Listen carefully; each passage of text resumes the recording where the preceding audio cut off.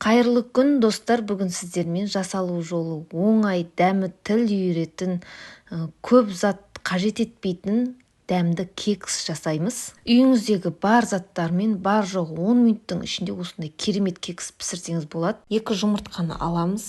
Міндетті түрде бөлме температурасында болуы қажет.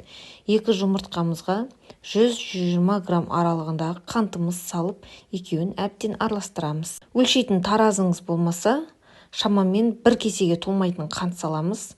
Енді осыған 1 кесе қатыққа, яғни кефирге жарты пачка разрыхлителіміз салып, қасықпен араластырып аламыз. Араласқан кефирімізді жұмыртқамыздың үстіне құямыз. Кез келген қатықты пайдалансаңыз болады, ашып кетсе де пайдалана берсеңіз болады, әдемі болып шығады. Осыған жарты кесе майымызды құйып, жақсылап араластырып аламыз. Әбден араласқан қоспаға енді ұнымызды осылай електен өткізіп салатын боламыз. Бірден көп етіп салып жібермеңіз, ұнды жаймендеп салып отыратын боламыз. Ұнның мөлшерін өлшеген жоқпын, осылайша көз мөлшерінде жаймендеп қасықпен салып отырып, қою қоймалжың болғанша салып отырдым.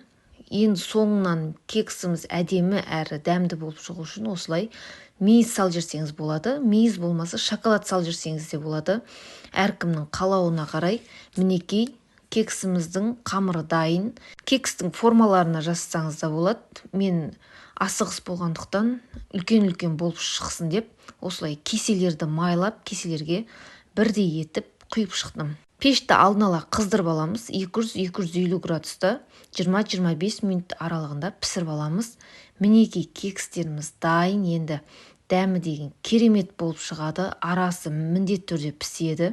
Осылайша шамалы 10 минут қойып, осылай лопаткамен алып алсаңыз, ешқандай кесеге жабыспай әдемі болып түсе қалады. Менің рецептім ұнап жатса, лайк басып, комментарий жазып, каналымды қолдап кетіңіздер. Міндетті түрде каналыма тіркеліңіздер.